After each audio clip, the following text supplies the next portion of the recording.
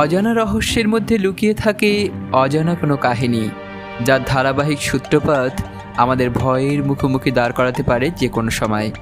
আপনি আছেন, হয়তো আপনার আশেপাশের কোনো পুরনো ইতিহাস আপনার বর্তমানে অদৃশ্য অস্পষ্টভাবে ঘুরে বেড়াচ্ছে।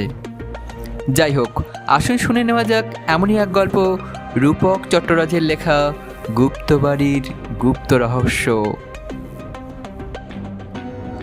গুপ্তবাবুর বাড়ির একতলাটা অনেক দিন খালি পড়েছিল। কোনো ভাড়াটে এলে কয়েকদিনের মধ্যেই জমার টাকা ফেরত নিয়ে অন্য বাড়িতে উঠে যেত। ঘন ঘন ভাড়াটে বদল হলে পাড়ায় এমনিতেই বাড়ির মালিকের বদনাম হয়। তখন কানাঘুষে সবাই বলতে থাকে, এ বাড়িতে নিশ্চয়ই কোনো গণ্ডগোল আছে, হয় এ বাড়িতে ভূতের উপদ্রব আছে, তা না হলে গুপ্তবাবুর স্ত্রী ভাড়াটেদের পিছনে লাগেন। গুপ্তবাবুর স্ত্রী অবশ্য বলতেন, ভূত টুত কিচ্ছু নয়, আসলে যারা এ বাড়িতে ভাড়াটে হয়ে এসে কিছুদিন বসবাস করে তাদের কপালে ঠিক একটা নিজস্ব ফ্ল্যাট বা বাড়ি জুটে যায়। তাই তো সব ভাড়াটেকে তিনি প্রথম দিনেই বড় মুখ করে বলে দিতেন, এ বাড়িতে ভাড়া এসেছো, দেখবে তোমার নিজস্ব বাড়ি জমি হবে। এ বাড়িতে আগে যারা ভাড়াটে হয়ে এসেছে তাদের প্রত্যেকেরই এখন নিজের নিজের বাড়ি বা ফ্ল্যাট হয়েছে। এ বাড়ি বড় পয়মন্ত বাবা, যে কদিন এখানে থাকবে একটু ভালোভাবে থেকো, বাড়িটাকে একটু যত্ন করো। আমার স্বামী খুব কষ্ট করে এ বাড়ি তৈরি করেছিলেন, উনি গত হওয়ার পর আমার সংসার চালাতে বড্ড কষ্ট হয়। সামান্য কটা পেনশনের টাকা, তাতে কি আর সংসার চলে বাবা? তাছাড়া একতলাটা বড্ড ফাঁকা লাগে, তাই তো এই তলাটা ভাড়া দিই, নইলে ও বাড়ি ভাড়া দিতে আমার এতটুকু ইচ্ছে ছিল না। অনেক খোঁজাখুঁজির পর মামলুদা যখন এ বাড়িতে ভাড়া এলেন, তখনও মাসিমা মানে গুপ্তবাবুর স্ত্রী এ কথাগুলি বলেছিলেন। শুনে মামলুদা একটু অবাক হয়েছিলেন। পরে দু একদিন মাসিমার সঙ্গে মেলামেশায় সব কিছু জলের মতো পরিষ্কার হয়ে গিয়েছিল। এ বাড়িটা দোতলা, একতলায় বড় বড় তিনটে ঘর, খাবার জায়গা বলতে ছিল এক ফালি লম্বা ঘেরা বারান্দা, রান্নাঘরটা বারান্দার ওপাশে, সবই ঘেরা এক ছাদের নিচে, ঠিক যেন একেবারে আধুনিক ফ্ল্যাট বাড়ি।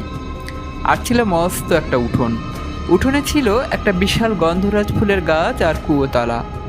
ঘরগুলোই মস্ত মস্ত জানালা ছিল, জানলাগুলো দক্ষিণ মুখ, সেজন্য কখনো আলো বাতাসের ঘাটতি হতো না। মামলুদার ছিল লেখালেখির শখ। সারাদিন অফিসে হাড় ভাঙা খাটুনির পর বাড়ি ফিরে রাতে বসে যা একটু আধটু সাহিত্য চর্চা। নতুন ভাড়া বাড়িতে হপ্তাখানেক কাটার পর একটু গুছিয়ে নিয়ে একদিন লেখার টেবিলে বসলেন। রাত তখন 11:30 হবে। একে একে আশেপাশের বাড়ির সব আলো নিভে গেল। মামলুদার টেবিল লাইট জেলে আপন মনে লিখেই চলেছেন। বাড়ির সকলে শুয়ে পড়েছে। রাত যত বাড়ছে জানলার বাইরে অন্ধকার ততই ঘুটঘুটি হচ্ছে। বাইরে কিচ্ছু দেখা যাচ্ছে না, মনে হচ্ছে কৃষ্ণপক্ষ। বাড়ির দক্ষিণ দিকে সরকারবাবুর বাগান। বাগানে গাছপালা অল্প থাকলেও বাগানটা বেশ বড়। বাগানটা পেরোলেই হাইওয়ে। যত রাত বাড়ে ততই হাইওয়েতে যানবাহন দ্রুত চলাচল করে। বিশেষ করে মালপত্র বোঝাই করা লরিগুলো হেডলাইট জেলে আকাশ বাতাস কাঁপিয়ে ছুটে যায় ও সময়। মামলুদা তখনও বেশ মন দিয়েই লিখছিলেন। এমন সময় সদর দরজায় খট করে একটা আওয়াজ হলো। আওয়াজটা উঠল অবশ্য ঘরের ভিতর দিক থেকেই। মামলুদা ঠিক বুঝে উঠতে পারলেন না হঠাৎ দরজায় এমন আওয়াজ কেন। কিছুক্ষণ লেখাটা বন্ধ করলেন, ভাবলেন মনের ভুল নয় তো। এ বাড়িতে তো কয়েকদিন কেটে গেল, কিন্তু এমন আওয়াজ তো কখনো কানে আসেনি। তাছাড়া মাসিমা অত কথার মাঝে তো এসব কিছু বলেননি। চিন্তাটা ফিকে হয়ে এলে মামলুদা আবার আস্তে আস্তে লেখার মধ্যে ডুবে গেলেন। আধ ঘন্টা কেটে যাওয়ার পর মামলুদা ফের শুনতে পেলেন দরজায় এই আওয়াজটা।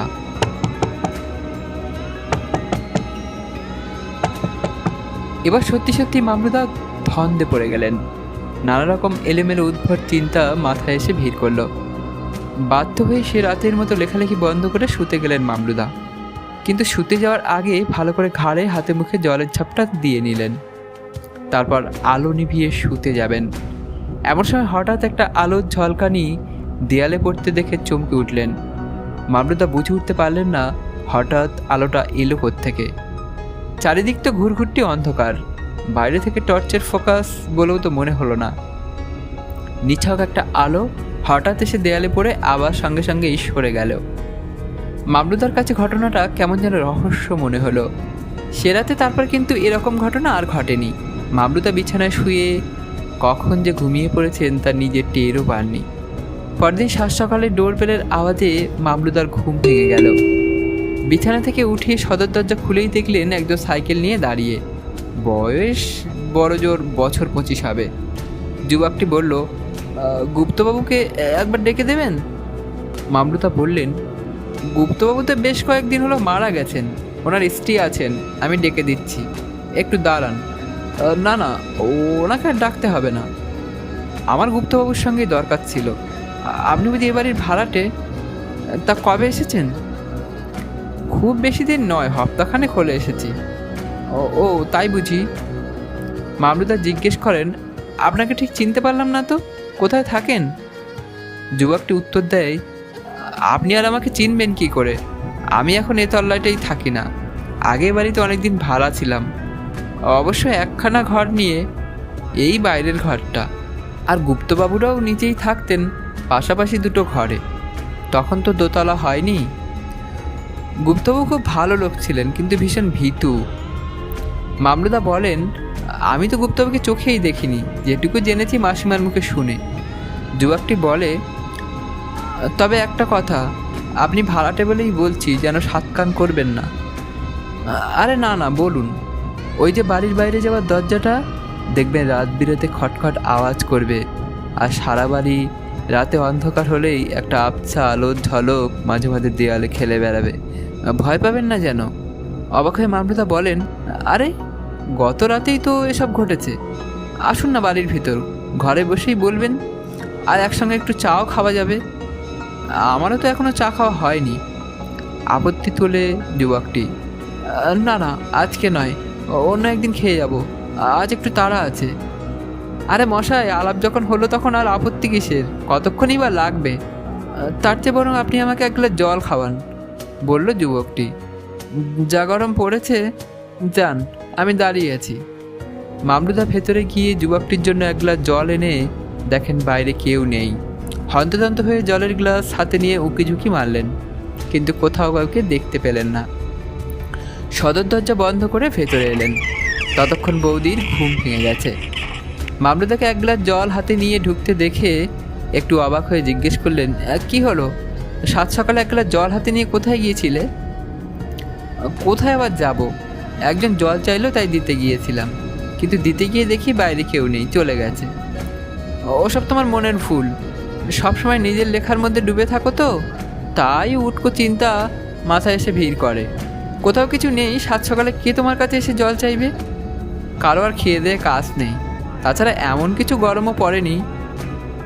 বারে, আমি মিথ্যে বলছি নাকি? ডোরবেলের আওয়াজ শুনেই তো গিয়ে দরজা খুললাম, দেখলাম একজন 24-25 বছরের যুবক সাইকেল নিয়ে দাঁড়িয়ে। আমার সঙ্গে ওর কথা হলো, গুপ্তবাবুর কথা বলল, এ বাড়িতে ভাড়া ছিল, আরও অনেক কথা বলল। যেমন রাত বিরেতে সদর দরজাটায় খটখট করে আওয়াজ হবে, অন্ধকার ঘরে রাতে দেওয়াল জুড়ে আবছা আলোর ঝলক খেলে বেড়াবে ইত্যাদি। রাতে মাঝে মাঝে এরকম আলোর ঝলকানি আমিও দেখেছি। দরজাতে খটখট আওয়াজ সে তো হামেশাই হয়, কেউ অত কান খাড়া করে বসে থাকবে বলো? আর তুমি বলছো গুপ্তবাবুর কথা, তা গুপ্তবাবুর মৃত্যুর পরেই তো মাসিমা ও বাড়ি ভাড়া দিয়েছেন, উনি বা গুপ্তবাবুকে দেখবেন কি করে? তাই তো, তবে কি আমি ভুল দেখলাম? এত সব কথা সব মিথ্যে? কিন্তু যুবকটি যা যা বলল সবই তো গত রাতে আমি দেখেছি। আমার মনে হয় কি জানো, এটা একটা ভুতুরে বাড়ি, তাই খালি পড়েছিল। বেশ তো, ওপরের মাসিমাকে একবার জিজ্ঞেস করে দেখো না, উনি কি বলেন। উনি আবার কি বলবেন? কেউ কি বলে নিজের বাড়িতে ভূত আছে? তুমি যাই বলো, এ বাড়িতে থাকা সম্ভব নয়। কি আর বলবো, একে ভাড়া পাচ্ছিলাম না, যাও বা একটা পেলাম, তাও তুমি এসব বলছো। বাড়ি পাচ্ছিলাম না বলে একটা ভুতুরে বাড়িতে থাকবো নাকি? ভুতুরে বাড়ি তোমায় কে বললো? ভুতুরে বাড়ি না তো কি? এত ঘটনা শোনার পর তুমি বলছো ভূত টুত নেই এ বাড়িতে? তুমি এ বাড়িতে থাকবে তো থাকো, আমি আর এক রাত্রিও থাকবো না এখানে। ওসব বাজে কথা ছাড়ো, চলো মাসিমার কাছে গিয়ে ঘটনাটা বলি। মাসিমা একটা গণ্ডগোলের আভাস পেয়ে ওপর থেকে নেমে এলেন। মামলুদা পুরো ঘটনাটা মাসিমাকে বললেন। শুনে মাসিমা একটু অবাক হয়ে জিজ্ঞেস করলেন, তোমরা ভয় পেয়েছো নাকি? এ ঘটনাটা অনেক দিনের পুরনো, তখন তোমার মেসোমশাই বেঁচে ছিলেন, আমরা যখন এই জমিটা কিনে একটা ঘর তুলে বসবাস করছি, তখন সমাজবিরোধীদের দৌড়াতে এ তল্লাটে টেকা যেত না। একবার রাত 2টো নাগাদ পুলিশের তাড়া খেয়ে একজন সমাজবিরোধী যুবক এসে আমাদের দরজায় টোকা মারে। বেশ কয়েকবার টোকা মারা সত্ত্বেও আমরা ভয়ে দরজা খুলিনি। পরদিন সকালে হাইওয়ের ধারে একটা অল্প বয়সী ছেলের লাশ পড়ে থাকতে দেখে পাড়ার লোকেরা ভিড় করেছিল। সকলের সঙ্গে তোমাদের মেসোমশাই ওই লাশ দেখে এসে ভীষণ মনমরা হয়ে পড়েছিল। আমাকে বারবার বলতেন, দরজায় টোকা দেওয়ার শব্দ শুনে তখন দরজাটা খুলে দিলে হয়তো ওই ছেলেটি মারা যেত না। তবে একটা কথা, ছেলেটি কিন্তু পুলিশের হাতে মারা যায়নি। ও মারা গিয়েছিল পথ দুর্ঘটনায়। পুলিশের তাড়া খেয়ে ও ছুটে পালাচ্ছিল। হাইওয়ের সামনে এসে দেখে হেডলাইট জেলে একটা লরি গাক গাক করে ধেয়ে আসছে। ও ভেবেছিল হয়তো রাস্তা পেরিয়ে পালিয়ে যেতে পারবে, কিন্তু একদমই অনুমান করতে পারেনি মালবোঝাই লরিটা কত দ্রুত আসছে। ছেলেটি তো মারা গেল, কিন্তু তোমাদের মেসোমশাইয়ের ঘাট থেকে নামলো না।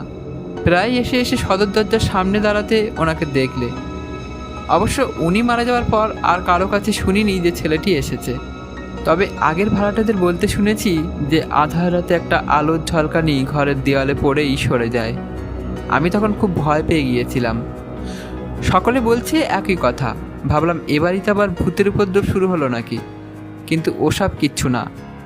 তোমাদের আগের ভাড়াটে ছিলেন পদার্থবিদ্যার অধ্যাপক। ওনার বিষয় ছিল আলো। তিনি এই আলোর রহস্যটা উদ্ঘাটন করলেন। দেখালেন সকলেই মিছিমিছি ভয় পেয়েছে। ব্যাপারটা হচ্ছে, হাইওয়েতে হেডলাইট জেলে দ্রুত ছুটে আসা লরিগুলো চকিতে বাঁক নিলেই ওই আলোর তীক্ষ্ণ রশ্মি সরাসরি জানলা দিয়ে ঘরে ঢুকে 1 সেকেন্ডের ভগ্নাঙ্কে সরে যায়। আসলে বেশি রাতেই এটা দেখা যায়। তোমরা যেন এতে ভয় পেও না বাপু। যাই, অনেক দেরি হয়ে গেল, গিয়ে জলখাবারের ব্যবস্থা করি গিয়ে। মাসিমার কথাগুলো চুপচাপ শুনলেন মামলুদা, কিন্তু সকালে যে যুবকটিকে দেখেছিলেন তার ছবি মন থেকে মুছে ফেলতে পারলেন না। যতদিন ওই বাড়িতে ভাড়া ছিলেন ততদিন দরজার খটখট আওয়াজ আর আধার রাতের আলোর ঝলকানি মামলুদার পিছু ছাড়েনি। এতক্ষণ শুনছিলেন রূপক চট্টরাজের লেখা গুপ্ত বাড়ির গুপ্ত রহস্য। গল্পটি এখানেই সমাপ্ত হলো।